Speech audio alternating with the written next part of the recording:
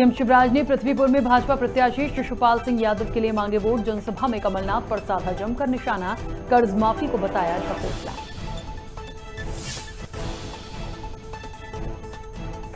BJP विधायक रामेश्वर शर्मा का विवादित बयान, कहा फादर और चादर से दूर रहो हिंदुओं, ये लोग हनुमान मंदिर नहीं जाने देंगे।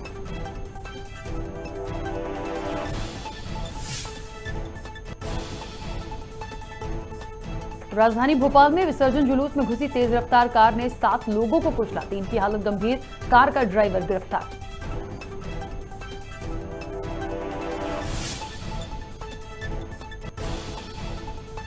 मध्य प्रदेश में डेंगू का कहर, ग्वालियर में पिछले 24 घंटे में मिले डेंगू के 50 मरीज, अस्पताल में बढ़ी मरीजों की संख्या।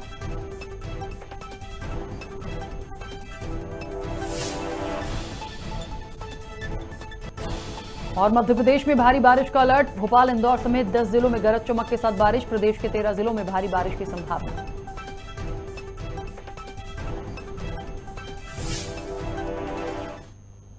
नमस्कार, खबर भारत देख रहे हैं आप, मैं हूं आपके साथ राखी। खबरों की शुरुआत करेंगे। मुख्यमंत्री शिवराज सिंह चौहान पृथ्वीपुर विधानसभा क्षेत्र के सिमरा गांव पहुंचे, जहां उन्होंने चुनावी आमसभा को संबोधित करते हुए एक बार फिर अफसरशाही को चेतावनी दी।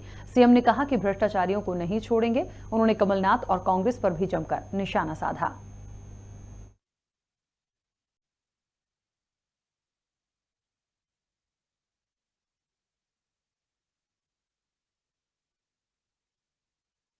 भारतीय जनता पार्टी की सरकार है, वहां प्रधानमंत्री नरेंद्र मोदी जी बैठे हैं, यहां मामा शिवराज सिंह चौहान बैठा। इस सरकार पे सबसे पहला हक है गरीबों का और किसानों का, और जो मैं जो कहता हूं वो करके दिखाता हूं। किसानों, तुम्हारे सूखे खेतों में पानी लाऊंगा, चाहे जो करना पड़े, चाहे जो करना पड़े, हम परिश्रम की पराकाष्ठा करेंगे। 2 लाख देते थे, वो तुमने कमलनाथ छीन लिए।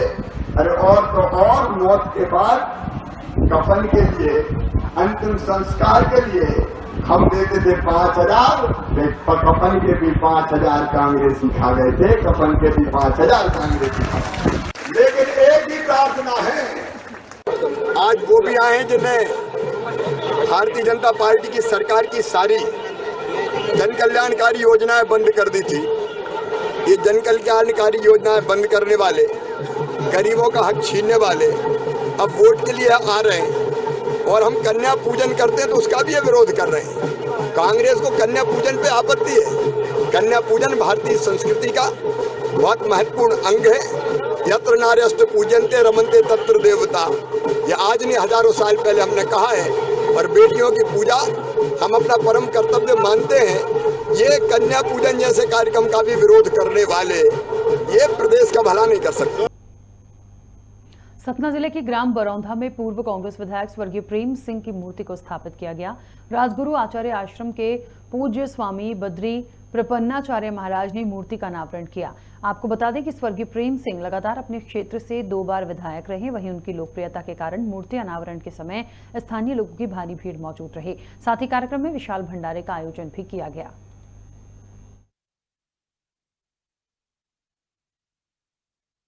जनप्रिय नेता भैया प्रेम सिंह के याद में उनकी मूर्ति बनवाई गई और उसका अनावरण हमारे गुरुदेव महाराज राजगुरु आचार्य आश्रम श्री प्रपन्नाचार्य जी महाराज के कर कमलों के द्वारा किया गया। उन्होंने ही इस आश्रम को बनवाया था। इसी आश्रम के उसमें इसी कार्यों के लेकर के उनके नाम से हमने मूर्ति अनावरण किया एवं यहाँ सभी लोगों का, क्षेत्रवासियों का भंडारा प्रसाद के लिए आमंत्रित किया। सभी लोग, सब परिवार के लोग भंडारा प्रसाद के लिए आए हैं। उनको मैं सबको हृदय से धन्यवाद करता हूँ। छत्तीसगढ़ के स्वास्थ्य मंत्री टीएस सिंहदेव अंबिकापुर पहुंचे, जहां उन्होंने अंबिकापुर मेडिकल कॉलेज अस्पताल में हो रहे बच्चों की लगातार मौत मामले का जायजा लिया है। साथ ही अस्पताल के मातृ और शिशु अस्पताल में हालात का मुआयना किया, जहां देव अपना दिल्ली दौरे के कार्यक्रम को स्थगित कर दिया उन्होंने। और आपको बता दें कि अभी तक अस्पताल में 9 बच्चों की मौत हो चुकी है।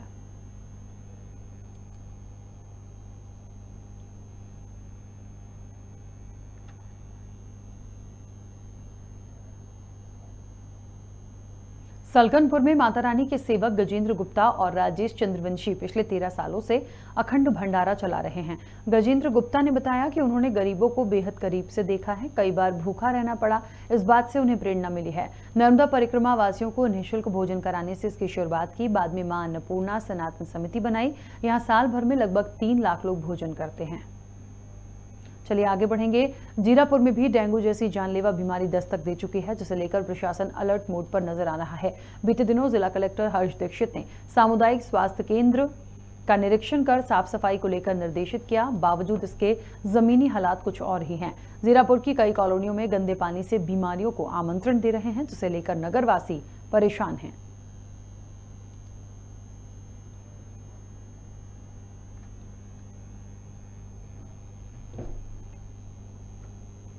भाजपा चुनाव प्रबंधन समिति के संयोजक मंत्री भूपेंद्र सिंह ने आगामी चुनाव प्रचार को लेकर बयान दिया है। उन्होंने कहा कि नरेंद्र सिंह तोमर, उमा भारती, ज्योतिरादित्य सिंधिया और प्रहलाद सिंह पटेल प्रचार करेंगे। साथ ही प्रदेश प्रभारी मुरलीधर राव चुनाव प्रचार में रहेंगे। पूर्व मुख्यमंत्री कमलनाथ के चुनावी दौरे पर तंज कसते हुए उन्होंने कहा कि उनका एक विधानसभा में दौरा होता है, वहीं शिवराज जी एक विधानसभा क्षेत्र में 5 से 6 दौरे करते हैं।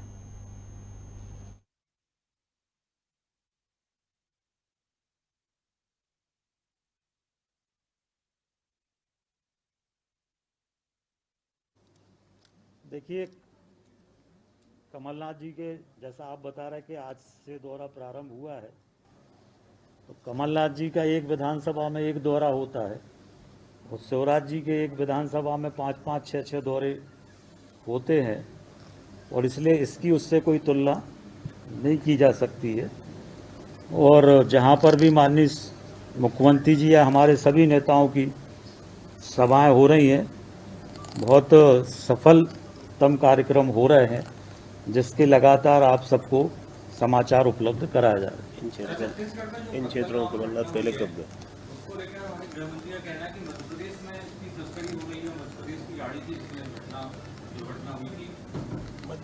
देखिए, मध्य प्रदेश का इससे कोई संबंध नहीं है। वो अपनी जिम्मेदारी से भागना चाहते हैं।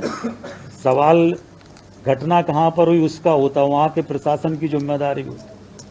अब गाड़ी पासिंग तो कहीं की भी, कई लोग दिल्ली पासिंग भोपाल में रखे, तो इसका मतलब अगर भोपाल में पकड़ी गई तो दिल्ली वालों की गलती। तो वहाँ पर उसके जो गांजे की गाड़ी थी जिसमें गांजा था जैसा बताते हैं, वहाँ पर वहाँ जो एएसआई थे पहले उनको वहाँ पर पैसा लेते हुए दिखाया, फिर वो गाड़ी वहाँ से निकली तेज़ी से और लोगों को कुचलते हुए निकल गई। तो इस तरह से ये कहना ठीक नहीं है और इसमें मध्य प्रदेश का कोई संबंध नहीं है। गांजा उड़ीसा से लाए थे, तो ये अपनी जिम्मेदारियों से बचना है। और हम लोगों छत्तीसगढ़ के लोगों ने मांग की ही है कि कम से कम 50 लाख रुपए सरकार वहाँ पर जो मृतक हुए हैं उनको दे या घायल हुए हैं, ये वहाँ की पार्टी। प्रदेश में 3 विधानसभा और 1 लोकसभा सीट पर उपचुनाव होना है। भाजपा प्रवक्ता रजनीश अग्रवाल निर्वाचन आयोग पहुंचे, जहां उन्होंने जोबट विधानसभा से कांग्रेस प्रत्याशी महेश पटेल की शिकायत की है। महेश पटेल पर भय और आतंक का माहौल बनाने का आरोप लगाया है। साथ ही अवैध तरीके से जनता को शराब पिलाकर अवांछित प्रभाव डालने की बात कही।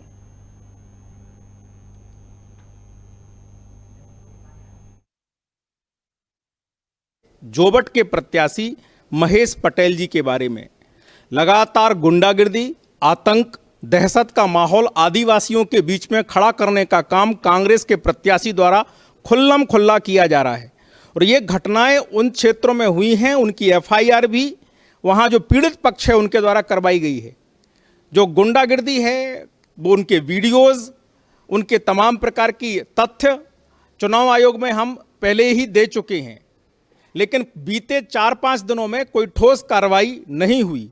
एफआईआर हो रही हैं, वीडियोज वायरल हो रहे हैं, उसके बाद भी चुनाव आयोग द्वारा गंभीर कार्रवाई ना करना निसंदेह रूप से गलत है। और हम जो आज शिकायत की है इसके माध्यम से स्पष्ट मांग की है कि एक स्थायी पर्यवेक्षक महेश पटेल के लिए लगाया जाना चाहिए। और कान्हा नेशनल पार्क के ग्राम मुच्चा में जनजातीय संस्कृति पर आधारित थीम का कार्यक्रम हुआ, जहां आदिवासी धरोहर, वन संपदा, आदिवासी लोक नृत्य, पुरातात्विक संस्कृति और इतिहास को दिखाया गया। जिला प्रशासन के द्वारा आदिवासी सामानों के विभिन्न स्टॉलों का अवलोकन किया गया। साथ ही इन उत्पादन को ऑनलाइन शॉपिंग की व्यवस्था करने की बात कही। वहीं अधिकारियों और कर्मचारियों को प्रमाण पत्र देकर सम्मानित किया गया।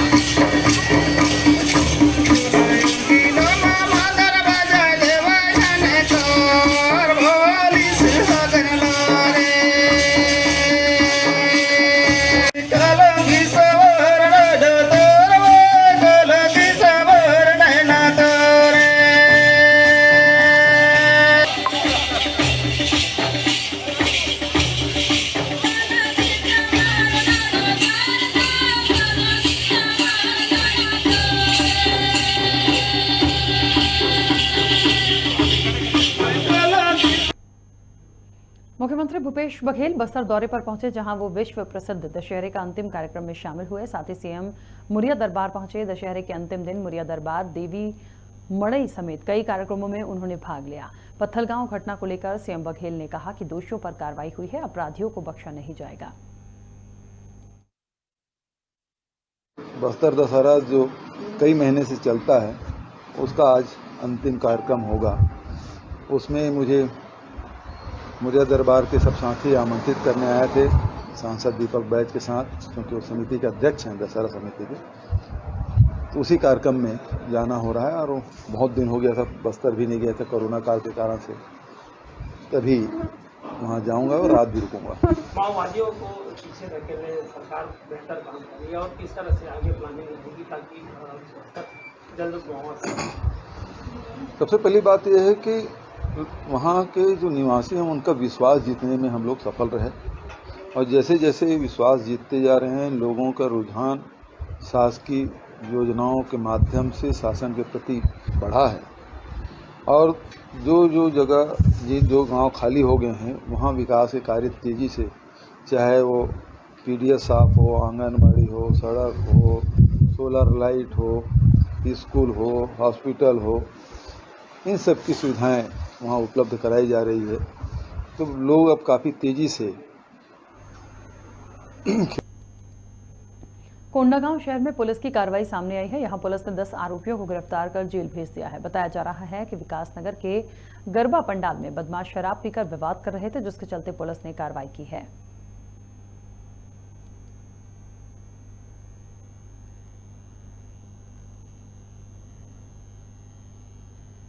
बलरामपुर में अवैध रेत माफिया की दबंगई सामने आई है। यहां रेत माफिया ने तहसीलदार पर हमला किया है। तहसीलदार के वाहन में तोड़फोड़ की गई है। इस दौरान तहसीलदार विनीत सिंह जान बचाकर भाग निकले। वहीं रामचंद्रपुर ब्लॉक के त्रिसूली गांव की यह घटना बताई जा रही है। आपको बता दें कि तहसीलदार अवैध रेत परिवहन को रोकने पहुंचे थे।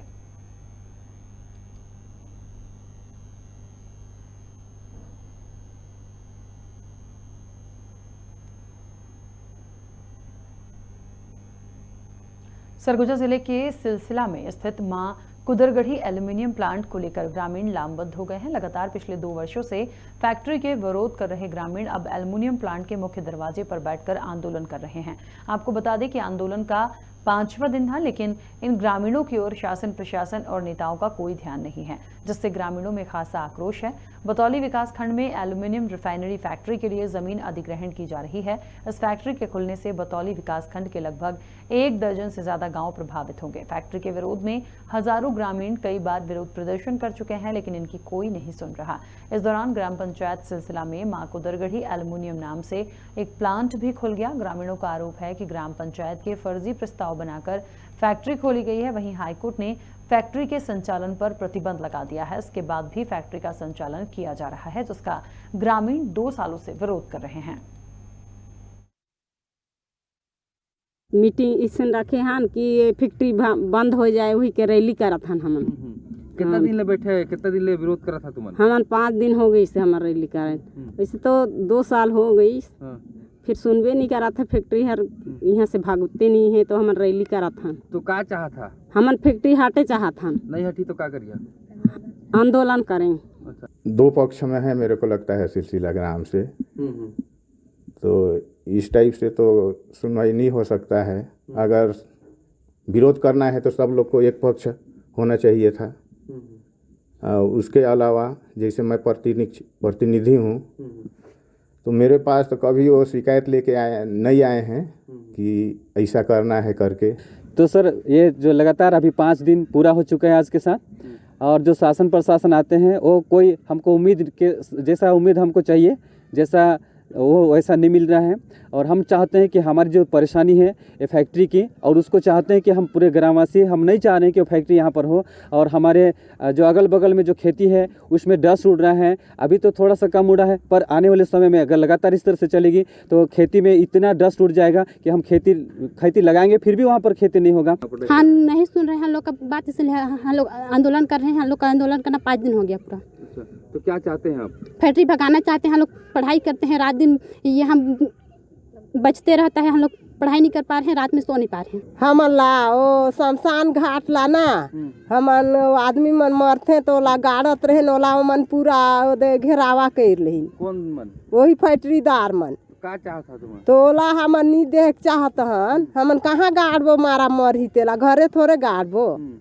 हाँ, जबरदस्ती करी ना तो जबरदस्ती दो करी न है, ढुके नहीं दे वहाँ भीतरी हमन ला। और इसी के साथ इस बुलेटिन में फिलहाल इतना ही। आप बने रहिए खबर भारत के साथ।